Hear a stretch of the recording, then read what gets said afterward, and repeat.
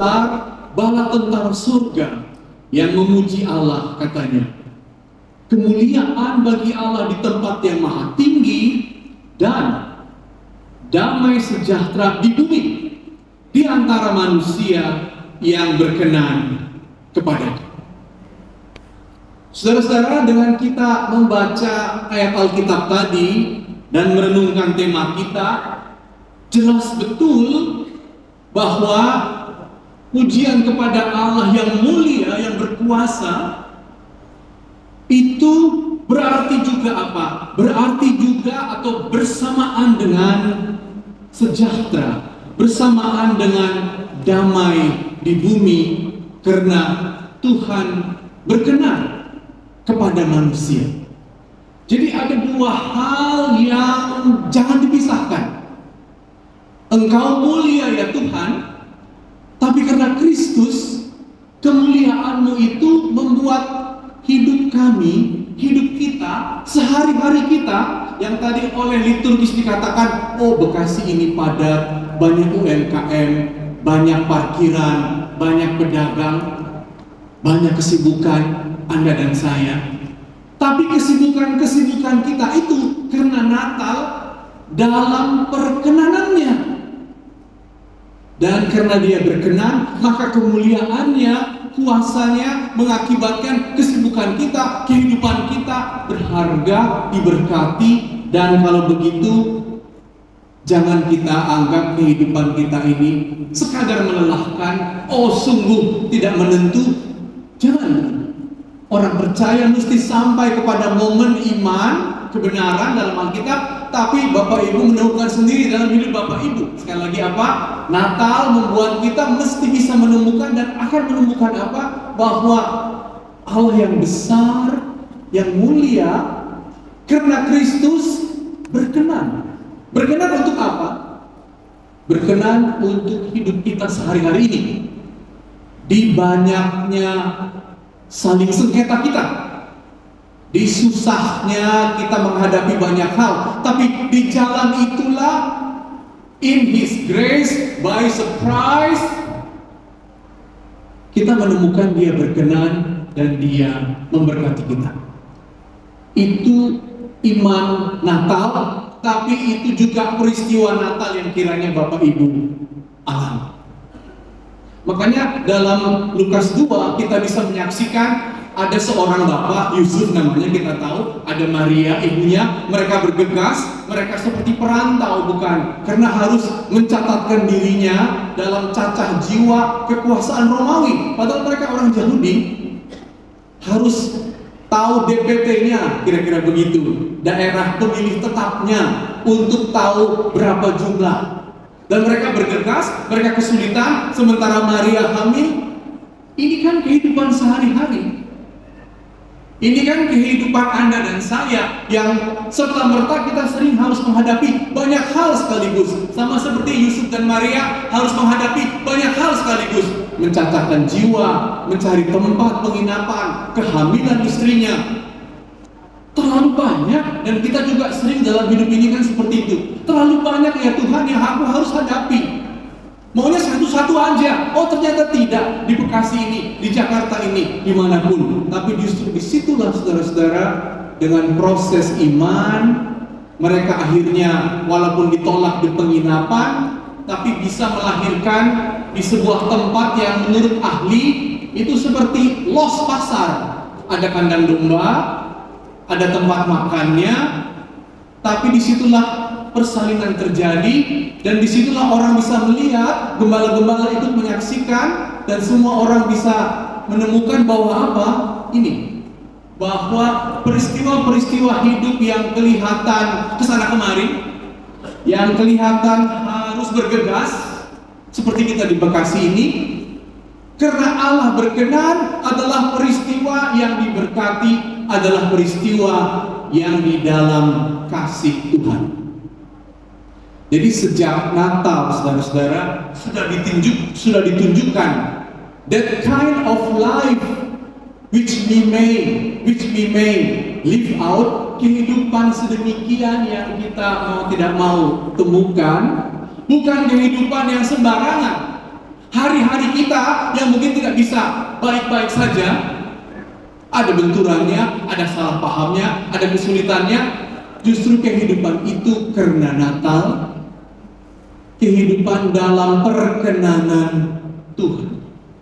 Dan kalau begitu, kehidupan Anda dan saya, kehidupan kita semua bisa mengatakan, kemuliaan bagimu ya Allah di tempat yang maha tinggi, dan damai sejahtera di bumi, di antara kami, di antara kita, di tengah-tengah segala macam silang sengketa ini. Di sini pun terjadi sejahtera berkat-Mu, karena Engkau berkenan. Itulah inti terdalam Natal, dan kita jangan henti-hentinya merayakannya, bersyukurinya, agar kita juga menemukan di jalan hidup kita, seperti apapun, sesuatu akan terjadi. Perkenanannya, kasihnya akan terjadi. Saudara-saudara, ada yang menarik sebenarnya soal Natal kalau kita bandingkan nanti soal Lebaran. Saudara-saudara kita yang Muslim di Indonesia, biasanya bedanya 1 hari, bukan? Lebarannya kapan? Teman-teman Muhammadiyah kadang-kadang berbeda dari teman-teman NU karena cara menghitungnya berbeda, kita tahu semua. Tapi tahukah Anda bahwa orang Kristen bedanya 14 hari?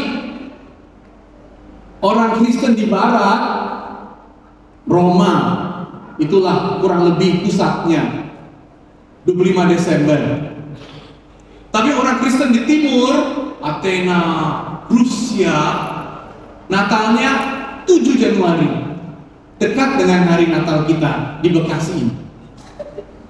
Nah, uniknya orang Spanyol kurang lebih agak ke tengah, karena pada tanggal 5 Januari mereka merayakan apa yang disebut Dia de los Tres Reyes, perayaan hari 3 raja.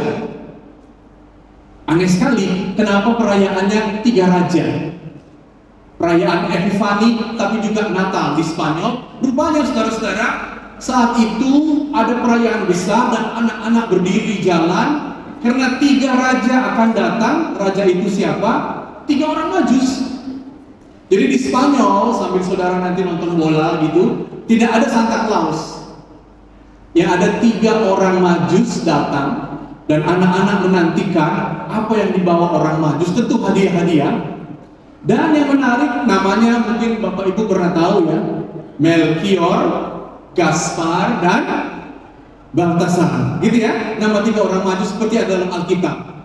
Tapi yang menarik juga di Spanyol, orang Majus atau Raja Melchior itu orang Arab, berpakaian seperti orang Arab, Muslim tentu. Gaspar berpakaian Oriental, Timur, dan Baltasar berkulit hitam dari Afrika. Ada 2 pesannya pada Natal menurut orang Spanyol, bahwa 3 raja ini membawa hadiah, tapi sekarang hadiah itu akan diberikan kepada anak-anak yang ada di jalan di Barcelona, di Spanyol, agar anak-anak sekali lagi tahu bahwa Natal tentang kemurahan Tuhan yang diberikan, sekalipun masih anak-anak, tentang keanugerahnya yang diberikan kepada semua orang, kepada kita. Itu yang pertama. Tapi yang kedua, Natal itu dirayakan juga dengan spirit toleransi, sama seperti subtema kita di Bekasi ini. Arab, Timur, Oriental, Afrika, itulah 3 orang Majus yang menunjukkan juga kesukacitaan mereka dalam Natal. Jadi Natal bukan pesta tertutup, bukan untuk kalangan sendiri, tapi untuk semua. Dan tadi indah sekali saudara-saudara dinyanyikan lagu tentang Bethlehem, bukan? Oh, Bethlehem yang mungil. Dan tahukah saudara bahwa kemungkinan gereja yang tertua itu di Bethlehem. Kita tahu tahun 300 Kaisar Konstantin bertobat, 313 kira-kira begitu. Lalu ibunya Helena ingin menjadi sungguh-sungguh Kristiani, sehingga dia mengatakan, aku ingin mencari asal muasal kekristenan, dan di mana dia lahir, yaitu di Bethlehem. Sehingga dia ke Kaisaran Romawi dengan ibunya Helena pergi ke Bethlehem dan membangun gereja, namanya Church of Nativity. Kalau saudara sekarang ke sana, gereja itu kelihatan tua. Bayangkan abad keempat sudah berdiri, paling tua. Dan di depan pelatarannya itu ada masjid. Kota Bethlehem cukup kecil, sesekali wali kotanya Kristen, tapi lebih sering yang Muslim, di bawah otoritas Palestina, tapi dengan tentara Israel sebagai penjaga besarnya. Dan yang menarik saudara-saudara, dalam sejarahnya, ketika Persia, Iran saat ini datang dengan kudanya, mereka akan menyerang Arab. Persia dan Arab itu dua peradaban yang berbeda, sehingga terjadi perang pada abad ke-6.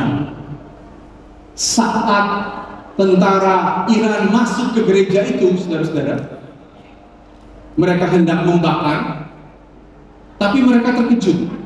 Di dinding gereja itu digambarkan 3 orang Majus, dan mereka berpakaian seperti pakaian orang Persia, seperti pakaian orang Iran, sehingga mereka tidak jadi menghancurkan gereja itu. Itu yang mengakibatkan saudara-saudara, gereja di Bethlehem adalah gereja yang paling tua di dunia ini, yang masih berdiri sejak abad ke-4. Sekali lagi, kenapa saudara-saudara? Sekali lagi, karena gereja itu, gereja Nativity, gereja kelahiran Yesus, tapi merayakan Natal dengan menggambar 3 orang Majus di dindingnya, menggambar 3 orang Persia, 3 orang Iran, menggambar di dindingnya gambar yang mengatakan Natal itu adalah pesta kita semua.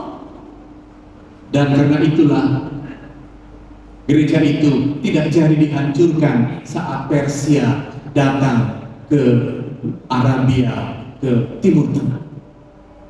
Dengan kata lain, kita juga bisa mengatakan bahwa Natal yang rahasianya adalah kemuliaannya sekarang nyata dalam hidup kita sehari-hari, itu juga peristiwa yang dinikmati semua orang, seperti 3 orang Majus yang datang ke Spanyol, tapi juga seperti cerita bahwa di Bethlehem, di dinding Church of Nativity, ada gambar 3 orang Majus dari Persia, dari Iran, sehingga seluruh dunia merasakan bahwa ini kelahiran untuk orang Kristen, tetapi juga tidak menutup sukacitanya kepada semua.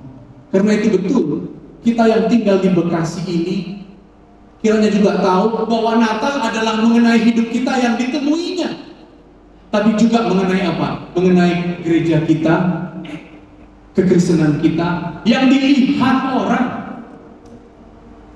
Dan kiranya orang melihat apa? Orang kiranya melihat melalui kita ada kemurahan Tuhan, ada sukacita, bahkan mereka bisa ikut menikmati, sama seperti orang Majus itu yang bisa datang dari Afrika, dari Arab, dari Persia, dan mereka ikut menikmati kelahiran kemuliaan Tuhan dalam hidup kita sehari-hari. Jadi hidup kita adalah hidup yang terbuka, saudara. Kita yang ada di GPM ini, di gedung ini, jalanan itu jalanan yang multikultural, multi agama, sama seperti Bethlehem. Di depan jalanannya ada suara masjid seperti yang kita dengar pada hari ini. Tapi biarlah, karena iman kita pada Kristus yang berkenan pada kita, orang yang melihat juga bisa mengatakan, oh, mereka itu saudara kita. Kita pun bisa datang ke tempat itu. Sehingga semoga nanti Atau saudara kalau cek ulang WA saudara, hitunglah makin banyak enggak saudara-saudara yang muslim mengucapkan selamat Natal? Atau saudara makin repot membalasnya? Tapi balaslah, karena itu bukti toleransi makin meningkat. Toleransi adalah tanda bahwa apa? Mereka menemukan sukacita dalam sukacita kita yang sungguh-sungguh karena Kristus. Selanjutnya saudara-saudara, tentu jangan juga kita lupa seperti subtema kita untuk menggerakkan sesuatu. Iman kita Natal tentang perkenanan Allah dalam hidup kita yang membuat kita akan menemukan selalu berkatnya, itu dilihat orang dan mereka ingin juga menyambutnya. Itu toleransi. Tapi selanjutnya kiranya ada sesuatu yang kita gerakkan saudara-saudara untuk kehidupan bersama-sama ini. Nah, karena itu saya akan menceritakan ini melalui sebuah cerita Natal. Karena tidak lengkap Natal tanpa cerita Natal. Jadi ada suatu cerita yang luar biasa uniknya. Saya jadi teringat karena tadi saya mau kesini tertahan beberapa menit, mungkin 25 menit oleh rel kereta api. Jadi saya ingat, oh ada cerita tentang kereta api yang saya ceritakan kepada anak-anak, tapi kepada orang dewasa tidak kalah menariknya. Agar kita menggerakkan sesuatu. Kira-kira begini ceritanya. Ada seorang bernama Thomas, dan setiap Natal ibunya selalu mengatakan begini, Thomas, nanti kau mau hadiah apa? Lalu Thomas kali ini mengatakan, saya mau dibelikan ibu kereta apian. Ya, ada gerbongnya bersambung, kita tahu ya. Lalu ada relnya, dan ketika dicolok ke listrik, kereta api itu akan bergerak. Dia ingin sekali. Oh iya, kata ibunya, Mama akan menabung untuk Natal agar kamu dapat kado. Natal adalah kemurahan. Anak harus merasakan ada kemurahan Tuhan melalui orang tuanya. Tepat sekali. Tapi tiba-tiba ibunya mengatakan kepada Thomas, Thomas, tetanggamu Johan, teman mainmu itu, kan orang tuanya baru meninggal. Mama juga ingin membelikan hadiah yang sama agar kalian bisa bermain bersama, agar terhiburlah dia. Orang tuanya sudah meninggal. Thomas hanya melihat ibunya lalu mengatakan, boleh. Akhirnya ibunya membeli kereta api yang kita tahu ya bentuknya dengan gerbong-gerbong yang bisa dicopot satu-satu. Lalu ketika tanggal 24 di rumah mereka bungkus bersama-sama. Lalu dia mengatakan, besok kita akan ke sana, Thomas, untuk menyerahkan. Paginya tentu sudah siap-siaplah mereka. Tapi rupanya pada tanggal 24 malam ketika mamanya sudah tertidur, Thomas keluar kamar pelan-pelan. Dia buka kado untuk Johan ini sama dengan kadonya, tapi dia copot satu gerbongnya. Kan dari mamaku, supaya kereta api itu lebih panjang. Gak apa-apa kan? Dia bersyukur dapat kado. Disambungkannya kereta apinya, lalu kereta api untuk Johan dibungkusnya lagi. Paginya ketika mereka akan ke rumah Johan untuk bersalam Natal dengan kado itu, serahkanlah Thomas katanya. Sampai di pintu saudara-saudara, Thomas tiba-tiba terdiam. Sebentar Johan, ada yang ketinggalan. Dia bawa kembali kadonya itu, saudara-saudara, dia buka dan diambilnya gerbong yang kemarin dia sudah ambil. Dari situ dia pasang kembali dan akhirnya dia serahkan kepada Johan. Ibunya melihat dan ibunya memeluknya.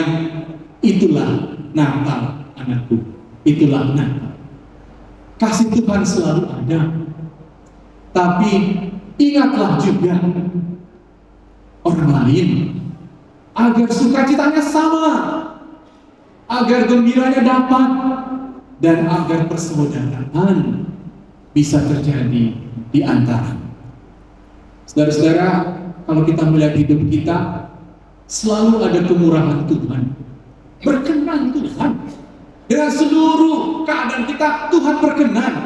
Dan karena Tuhan berkenan, lihatlah betapa kita juga bisa menggerakkan tangan kita untuk saudara kita, untuk tetangga kita, untuk sesama kita. Dan karena itu, kemuliaan pada Allah di tempat yang maha tinggi, sejahtera di bumi ini, dan umat Kristen juga digerakkan untuk Bekasi yang toleran, tapi juga untuk Bekasi yang damai, apalagi menyambut tahun-tahun pemilu di depan kita. Amin, saudara-saudara.